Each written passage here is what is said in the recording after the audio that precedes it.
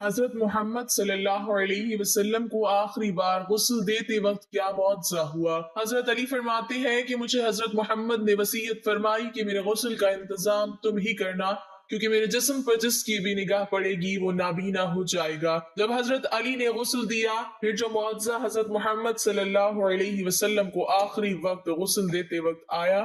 बिस्मिल्लाहिर्रहमानिर्रहीम। नाजरीन, हजरत फातिमा रज़ी अल्लाह तआला अन्हा फरमाती हैं कि मैं हुजूर सल्लल्लाहु अलैहि वसल्लम के सरहाने बैठी हुई थी कि किसी शख्स ने अस्सलामु अलैकुम या अहले बैतुन नबवा कहकर अंदर आने की इजाजत तलब की। मैंने कहा, ए अल्लाह के बंदे, अल्लाह तुम्हें जज़ाए खैर दे, आप सल्लल्लाहु अलैहि वसल्लम को आराम करने दो। आप सल्लल्लाहु अलैहि वसल्लम इबादत में मशगूल हैं। आने वाले ने बुलंद आवाज से कहा, मुझे अंदर आने की इजाजत दे दो, क्योंकि इसके बगैर कोई चारा कार नहीं है। और इसी वक्त में आप सल्लल्लाहु अलैहि वसल्लम ने अपनी आंखें खोली और सैयदा फातिमा रज़ी अल्लाह तआला अन्हा से फरमाया, तुम्हें पता है तुम किससे बातें कर रही हो? मैंने अर्ज किया, नहीं हुजूर पाक सल्लल्लाहु अलैहि वसल्लम ने फरमाया, ये मलकुल मौत है, इन्हें अंदर आने की इजाजत दे दो। हजरत इजराइल अलैहिस्सलाम अंदर आए और आते ही अस्सलामु अलैकुम या रसूल अल्लाह कहा। फिर आप सल्लल्लाहु अलैहि वसल्लम ने जवाब में वालेकुम अस्सलाम या अमीन अल्लाह कहा। फिर हजरत इजराइल अलैहिस्सलाम फरमाने लगे, मुझे उस जात की कसम है जिसने आपको पैगंबर बनाकर भेजा है,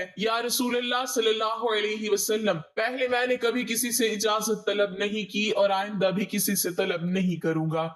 हुजूर सल्लल्लाहु अलैहि वसल्लम के विसाल शरीफ के वक्त जिब्राइल अलैहिस्सलाम हाजिर हुए और अर्ज करने लगे, या रसूलुल्लाह सल्लल्लाहु अलैहि वसल्लम, आज आसमानों पर आपके इस्तकबाल की तैयारियां हो रही हैं। अल्लाह ताला ने जहन्नुम के दारोगा मालिक को हुक्म दिया है कि मालिक, मेरे हबीब सल्लल्लाहु अलैहि वसल्लम की रूह मुबारक आसमानों पर तशरीफ ला रही है। इस एजाज में दोज़ख की आग को बुझा दो और जन्नत की हूरों से फरमाया है कि तुम सब सजो संवरो, और फरिश्तों से फरमाया कि ताज़ीम रूह मुस्तफ़ा सल्लल्लाहु अलैहि वसल्लम के लिए सफ ब सफ खड़े हो जाओ। और अल्लाह ताला ने मुझे हुक्म फरमाया है कि मैं आप सल्लल्लाहु अलैहि वसल्लम की खिदमत में हाजिर होकर आपको बिशारत दूं कि तमाम अंबिया और उनकी उम्मतों पर जन्नत हराम है, जब तक कि आप और आप सल्लल्लाहु अलैहि वसल्लम की उम्मत जन्नत में दाखिल न हो जाए। और कल कयामत को अल्लाह पाक आपकी उम्मत पर आपके तुफैल इस कदर बख्शिश और मगफिरत की बारिश फरमाएगा कि आप राजी हो जाएंगे। वफात के वक्त हुजूर सल्लल्लाहु अलैहि वसल्लम ने मलिकुल मौत से फरमाया, ए मलिकुल मौत, मुझे अपने रब की मुलाकात का शौक है, अब तुम जिस काम के लिए आए हो वो काम करो। मलकुल मौत ने फरमाया कि मुझे हुक्म है कि अगर आप सल्लल्लाहु अलैहि वसल्लम की मर्जी हो तब ही रूह मुबारक कब्ज करूं। हुजूर सल्लल्लाहु अलैहि वसल्लम ने मलकुल मौत को रूह कब्ज करने की इजाजत दे दी। मलकुल मौत ने रूह मुबारक कब्ज करनी शुरू कर दी। मौत की तकलीफ से हुजूर सल्लल्लाहु अलैहि वसल्लम की पेशानी पर पसीना आया। सकरात की तकलीफ शुरू हुई तो फरमाया, ए अल्लाह, मौत की बड़ी सख्त तकलीफ है, ए अल्लाह, तू ही मौत की तकलीफ को आसान करेगा। मट्टी के प्याले में पानी भरकर रखवाया। मौत की घबराहट में बार बार पानी में हाथ डालते और वो हाथ अपने मुंह पर फेरते और फरमाते, ए अल्लाह, मुझे अपने पास बुला ले। हजरत फातिमा रज़ी अल्लाह तआला अन्हा ने कहा, या रसूल अल्लाह सल्लल्लाहु अलैहि वसल्लम, आज आपको बहुत तकलीफ है। फिर आप सल्लल्लाहु अलैहि वसल्लम ने फरमाया, ए फातिमा, आज के बाद तेरे बाबा पर कोई तकलीफ नहीं होगी। ए फातिमा, जब मेरा इंतकाल हो जाए तो तुम इन्ना लिल्लाहि व इन्ना इलैहि राजिऊन कहना। फिर फरमाया, ए मलकुल मौत, तुम अपना काम पूरा करो। फिर आप सल्लल्लाहु अलैहि वसल्लम को नज़र की तकलीफ ज्यादा हुई। फिर हजरत जिब्राइल अलैहिस्सलाम ने हुजूर सल्लल्लाहु अलैहि वसल्लम की तरफ से अपना मुंह फेर लिया। हुजूर सल्लल्लाहु अलैहि वसल्लम ने फरमाया, ए जिब्राइल, क्या इस वक्त मेरा मुंह तुम्हें अच्छा मालूम नहीं होता जो तुमने मुंह फेर लिया? फिर हजरत जिब्राइल अलैहिस्सलाम रोए और अर्ज करने लगे, या रसूलुल्लाह सल्लल्लाहु अलैहि वसल्लम, किस दिल से आपकी नजर की हालत देख सकता हूँ? फिर हुजूर सल्लल्लाहु अलैहि वसल्लम ने फरमाया, ए लोगो, देखो नमाज की हिफाजत करना। ये फरमा कर फिर रसूलुल्लाह सल्लल्लाहु अलैहि वसल्लम ने फरमाया, या रब्बे उम्मती। ये कहते कहते आप सल्लल्लाहु अलैहि वसल्लम की जान सीने तक पहुंच चुकी थी। नीचे के जिस्म की जान निकल चुकी थी, मगर उम्मती गुनाहगार का कलमा मुंह पर जारी था। हज़रत जिब्राइल अलैहिस्सलाम ने अर्ज किया, रब्बुल आलमीन फरमाता है कि इस उम्मत की इस कदर मोहब्बत आपके दिल में किसने डाली? तो आप सल्लल्लाहु अलैहि वसल्लम ने फरमाया, अल्लाह ताला ने। کہ اللہ تعالیٰ فرماتا ہے کہ آپ صلی اللہ علیہ وسلم کی امت پر 1000 درجے آپ سے زیادہ مہربان ہے۔ اے نبی صلی اللہ علیہ وسلم، تم اپنی امت کو میرے سپرد کر کے موت کی تکلیف کو آسان کیجئے۔ تو یہ سن کر آپ صلی اللہ علیہ وسلم نے فرمایا کہ اب میرا دل ٹھنڈا ہوا، اور آپ صلی اللہ علیہ وسلم نے فرمایا اب مجھے بلا لے۔ پھر بے ہوشی طاری ہوئی اور ماتھے پر مشک کی خوشبو کا پسینہ جاری ہوا۔ ناظرین، یہ رات کا وقت ہے، حضرت محمد مصطفیٰ صلی اللہ علیہ وسلم نزا کی حالت میں ہے اور حجرہ مبارک میں ہے۔ دنیا کی قلت کے سبب چراغ میں تیل نہیں ہے۔ حضرت عائشہ صدیقہ رضی اللہ تعالی عنہا نے اٹھ کر ہمسایہ کی عورتوں کے پاس چراغ بیچ کر کہا کہ اللہ کے واسطے 2 بوند تیل کی ہمارے چراغ میں ڈال دو کہ جناب رسول خدا صلی اللہ علیہ وسلم اندھیرے میں وفات پا رہے ہیں۔ ہاتھ آپ صلی اللہ علیہ وسلم کا آسمان کی طرف تھا، زبان پر کلمہ جاری تھا، اور آپ صلی اللہ علیہ وسلم کی گردن ایک طرف ہو گئی، چاروں طرف روشنی ہی روشنی پھیل گئی اور روح مبارک آسمان کی طرف پرواز کر گئی۔ اور ناظرین، ایک بہترین خوشبو حجرہ مبارک میں پیدا ہوئی۔ طبیعت نے جان لیا کہ حضور صلی اللہ علیہ وسلم براق پر سوار ہوئے واپس نہ آئیں گے۔ حضرت علی رضی اللہ تعالی عنہ نے فرمایا کہ میں نے ملک الموت کی آواز سنی کہ روح مبارک قبض کر کے چلے تھے، روتے جاتے تھے اور واہ محمد کہتے جاتے تھے۔ حضرت فاطمہ رضی اللہ تعالی عنہ نے جب دیکھا کہ روح مبارک پرواز کر گئی، حضور صلی اللہ علیہ وسلم کے پاس آ کر چہرے مبارک کو دیکھا۔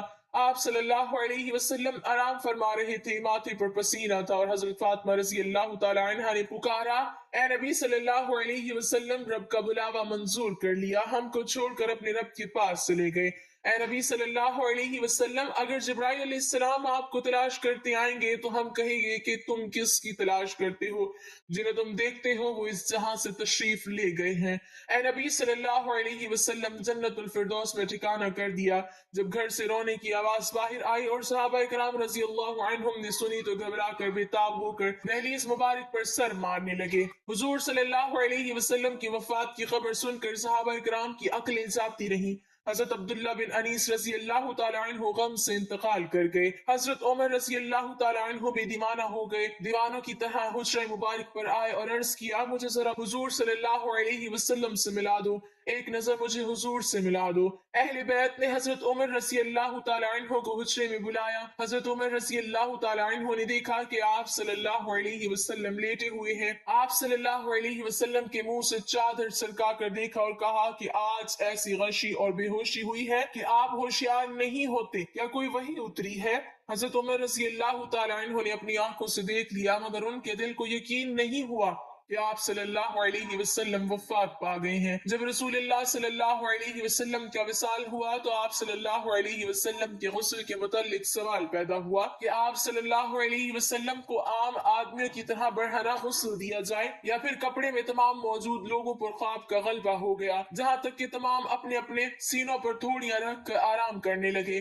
اسی وقت ان کے کانوں میں آواز آئی، رسول خدا صلی اللہ علیہ وسلم کو ان کے بحران میں ہی غسل دو۔ حضرت سیدنا امیر المومنین حضرت علی رضی اللہ تعالی عنہ فرماتے ہیں کہ مجھے حضرت محمد صلی اللہ علیہ وسلم نے وصیت فرمائی کہ میرے غسل کا انتظام تم ہی کرنا، کیونکہ میرے سطر پر جس کی بھی نگاہ پڑے گی وہ نابینا ہو جائے گا۔ حضرت علی رضی اللہ تعالی عنہ نے آپ صلی اللہ علیہ وسلم کو غسل دیتے ہوئے آپ کے بدن مبارک پر کسی قسم کا کوئی میل نہ دیکھا تو اسی وقت حضرت علی رضی اللہ تعالی عنہ کی زبان پر آیا، یا رسول اللہ صلی اللہ علیہ وسلم، آپ پر میرے ماں باپ قربان، آپ کتنے پاکیزہ ہیں۔ حضور صلی اللہ علیہ وسلم کی تدفین کے دن اس قدر خاموشی چھا گئی کہ بعض صحابہ بعض کو دیکھنے نہ پائے، اگر وہ اپنی ہتھیلی کو کھول دے تو کچھ نظر نہیں آتا۔ یہ تاریکی حضور صلی اللہ علیہ وسلم کی تدفین تک چھائی رہی۔ حضرت علی رضی اللہ تعالی عنہ کا بیان ہے، جب حضور صلی اللہ علیہ وسلم کا انتقال ہوا تو غیب سے آواز آئی، السلام علیکم یا اہل بیت ورحمۃ اللہ وبرکاتہ۔ کہتے ہیں حضور صلی اللہ علیہ وسلم جب وفات پا گئے تو آپ کے مؤذن حضرت عبداللہ بن زید رضی اللہ تعالی عنہ نے یہ خبر سنی تو اس قدر غمزدہ ہوئے کہ نابینا ہونے کی دعا مانگنے لگے اور کہنے لگے، میرے آقا کے بغیر یہ دنیا میرے لیے کسی کام کی نہیں رہی۔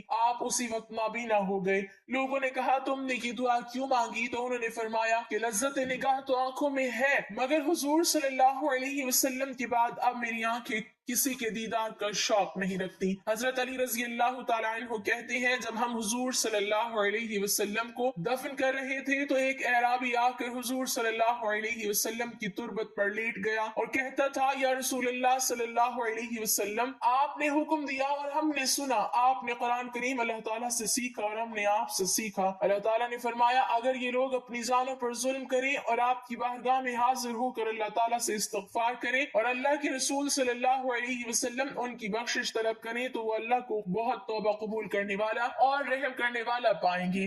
ہم نے اپنی جانوں پر ظلم کیا اور آپ صلی اللہ علیہ وسلم کی بارگاہ میں حاضر ہوئے ہیں تاکہ آپ ہماری بخشش طلب کریں۔ اسی وقت قبر اطہر سے آواز آئی کہ تم بخش دیے گئے ہو، تم بخش دیے گئے ہو۔ نبی اکرم صلی اللہ علیہ وسلم کی خبر وفات کے بعد مسلمانوں کے جگر کٹ گئے، قدم لڑکھڑا گئے، چہرے بجھ گئے، آنکھیں خون بہانے لگی، ارض و سما سے خوف آنے لگا، سورج تاریک ہو گیا، آنسو بہ رہے تھے اور تھمتے نہیں تھے۔ کئی صحابہ حیران و سرگردان ہو کر آبادیوں سے نکل گئے، کوئی جنگل کی طرف بھاگ گیا، جو بیٹھا تھا بیٹھا رہ گیا، جو کھڑا تھا اس کو بیٹھ جانے کا یارانہ ہوا۔ مسجد نبوی قیامت سے پہلے قیامت کا نمونہ پیش کر رہی تھی۔ صدیق اکبر تشریف لائے اور چپ چاپ حجرہ عائشہ میں داخل ہو گئے، یہاں رحمت للعالمین کی میت پاک پڑی تھی۔ صدیق اکبر نے چہرے اقدس سے کپڑا اٹھا کر پیشانی مبارک پر بوسہ دیا اور پھر چادر ڈھک دی اور رو کر کہا نبی اکرم صلی اللہ علیہ وسلم پر میرے ماں باپ قربان، آپ کی زندگی بھی پاک تھی اور موت بھی پاک ہے، واللہ اب آپ پر دو موتیں وارد نہیں ہوں گی، اللہ نے جو موت لکھ رکھی تھی آپ نے اس کا ذائقہ چکھ لیا اور اب اس کے بعد موت ابد تک آپ کا دامن نہ چھو سکے گی۔ جب صدیق اکبر مسجد نبوی میں تشریف لائے، عمر فاروق غایت بے بسی سے نڈھال کھڑے تھے اور بڑے درد و جوش سے اعلان کر رہے تھے کہ منافقین کہتے ہیں کہ محمد انتقال فرما گئے ہیں، واللہ آپ نے وفات نہیں پائی، آپ اللہ تعالیٰ کی بارگاہ میں موسیٰ علیہ السلام کی طرح طلب کیے گئے ہیں جو 40 روز غائب رہ کر واپس آ گئے تھے۔ اس وقت موسیٰ کی نسبت بھی یہی کہا جاتا تھا کہ آپ وفات پا گئے ہیں، خدا کی قسم محمد بھی انہی کی طرح دنیا میں واپس تشریف لائیں گے اور ان لوگوں کے ہاتھ پاؤں کاٹ دیں گے جو آپ پر وفات کا الزام لگاتے ہیں۔ صدیق اکبر نے عمر فاروق کا کلام سنا تو فرمایا عمر سنبھلو اور خاموش ہو جاؤ۔ جب عمر فاروق اپنی وارفتگی میں بہتے چلے گئے تو صدیق اکبر نہایت دانشمندی کے ساتھ ان سے الگ ہٹ گئے اور خود گفتگو شروع کر دی۔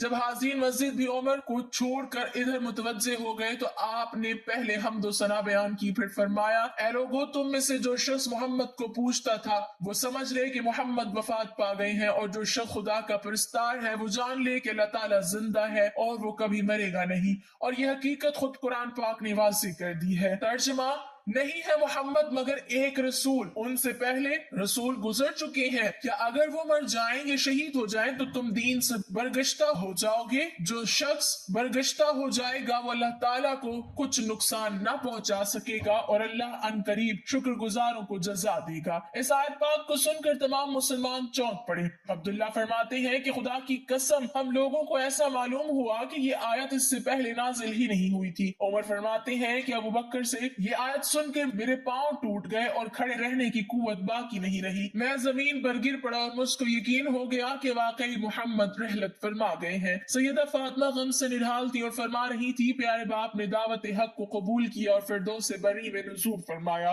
وہ کون ہے جو جبرائیل امین کو اس حادثہ غم کے اطلاع کر دے؟ الہی فاطمہ کی روح کو محمد کی روح کے پاس پہنچا دے، الہی مجھے دیدار رسول کی مسرت عطا فرما دے، الہی مجھے اس معیت کے ثواب سے بہرہ کر دے، الہی مجھے رسول امین کے شفاعت سے محروم نہ رکھنا۔ سید عائشہ صدیقہ کے دل و جان پر غم کی گھٹائیں چھا گئی تھی اور زبان اخلاق پیغمبری کی ترجمانی کر رہی تھی۔ حیف وہ نبی جس نے تمول پر فقیری کو چن لیا، جس نے تونگری کو ٹھکرا دیا اور مسکینی قبول کر لی۔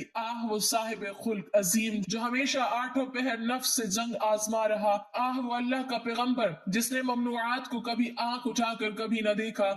وہ رحمت للعالمین جس کا باب فیض فقیروں اور حاجت مندوں کے لیے کھلا رہتا تھا، جس کا رحیم دل اور پاک ضمیر کبھی دشمنوں کی ایذا رسانی سے غبار آلود نہ ہوا، جس کے موتی جیسے دانت توڑے گئے اور اس نے پھر بھی صبر کیا، جس کی پیشانی انور کو زخمی کیا گیا اور اس نے پھر بھی دامن عفو ہاتھ سے نہ جانے دیا۔ کہ آج اسی وجود سرمدی سے ہماری دنیا خالی ہے۔ اللہ تعالیٰ ہمیں حضور صلی اللہ علیہ وسلم کے نقش قدم پر چلنے کی توفیق عطا فرمائے اور ہمیں ان کی سنت پر عمل کی توفیق عطا فرمائے، آمین۔ ناظرین، کمنٹ باکس میں اللہ تعالیٰ کے 99 ناموں میں سے ایک نام ضرور ٹائپ کریں۔